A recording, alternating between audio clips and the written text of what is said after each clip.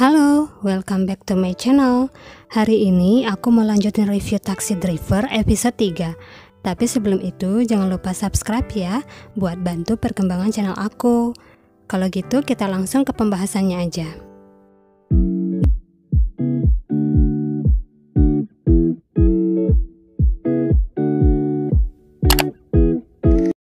Dimulai saat dua reporter yang sedang merekam wawancara dengan Kepala Jang.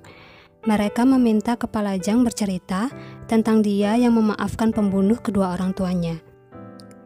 Dia menceritakan pada awalnya dia tidak mampu memaafkan pembunuh itu, bahkan ingin membunuhnya. Tapi dia sadar tidak boleh membunuh seseorang. Rasa itu menyiksanya hingga dia hampir bunuh diri, tapi akhirnya dia memutuskan memaafkannya. Ketua baik yang melihat tayangan wawancara itu langsung tertawa. Dia melihat CCTV dari kantornya dan terlihat Kepala Jang berjalan di atas para tahanannya.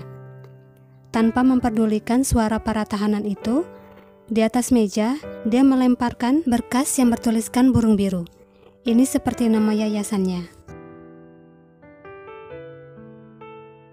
Kang Hana datang ke taksi Rainbow dan bertemu Kim Doki.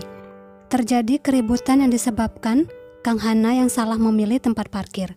Untungnya, Kepala Jang keluar dan melerai mereka.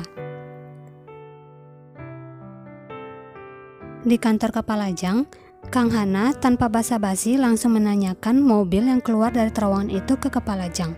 Yang dia ketahui, mobil itu milik ayah Kepala Jang, Jang Hasun. Kepala Jang berdalih kalau dia tidak tahu masih ada mobil atas nama ayahnya. Kang Hana tetap pada pendiriannya untuk tetap menyelidiki kasus ini. Kepala jaksa sangat marah saat mengetahui Kang Hana masih menyelidiki kasus Jodocol. Dia berkata kalau Kepala Jang tidak bersalah. Dia meminta Kang Hana minta maaf dan menghentikan kasusnya. Dari Kepala jaksa, Kang Hana mengetahui kasus pembunuhan brutal orang tua Kepala Jang. Di tengah malam, seorang siswa SMA tengah mencari informasi bagaimana caranya mati tanpa rasa sakit. Di saat itu, dia melihat iklan taksi deluxe. Dia ingin menghubunginya, tapi masih ragu-ragu. Pagi hari, saat dia ingin pergi ke sekolah, di gerbang depan sekolah melihat beberapa siswa. Dia pun mengurungkan niatnya. Sepertinya siswa ini jadi korban para perisak atau pembulian. Akhirnya, dia memutuskan menelpon taksi deluxe. Kepala Jang sendiri yang menerima telepon tersebut. Kim Doki pun mengantar amplop itu ke siswa tadi. Siswa itu bernama Jungmin.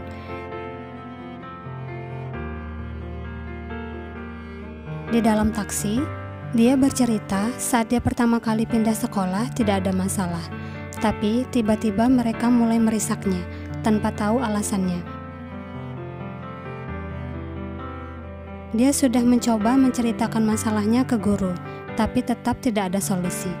Saat para perisak itu melihat Jungmin keluar dari ruang guru, malah makin merisak Jungmin lebih parah. Hingga kakinya cedera akibat ditabrak motor. Jungmin juga melaporkan hal itu ke kantor polisi, malah dia tidak mendapatkan solusi. Tiba di rumah, malah para perisak itu dengan wajah tanpa dosa berpura-pura baik di depan ibunya dan mengancam akan menikamnya bila tidak berkata baik di sidang kekerasan sekolah esok hari. Dengan sangat terpaksa, Jungmin mengakui kalau itu kesalahannya sendiri. Kim Doki pun menurunkan Jungmin di tempat permainan. Dia memilih mesin permainan sesuai instruksi Kepala Jang. Awalnya dia ingin pergi, tapi begitu teringat para perisak itu, dia pun menekan tombol balas dendam.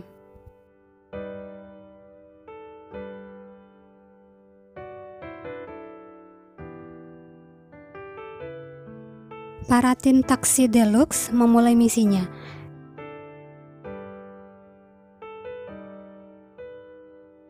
Kim Doki menyamar jadi guru pengganti di sekolah itu dan mulai mengajar di kelas para perisak. Para perisak itu mulai menargetkan Kim Doki, tapi Kim Doki tidak tinggal diam.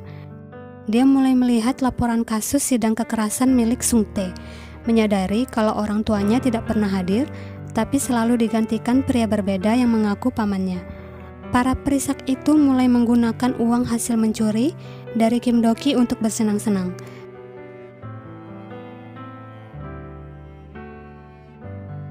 Tanpa mereka sadari, tindakan mereka terekam di kamera yang sengaja dipasang Kim Do-ki.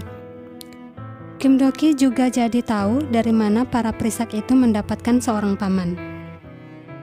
Di tempat itu, Kim Do-ki tidak sengaja bertemu Ketua Baik. Ketua Baik bertanya tentang tawarannya, tapi tidak dijawab Kim Do-ki. Malah dia pergi meninggalkan Ketua Baik. Ketua Baik ini sepertinya juga mafia.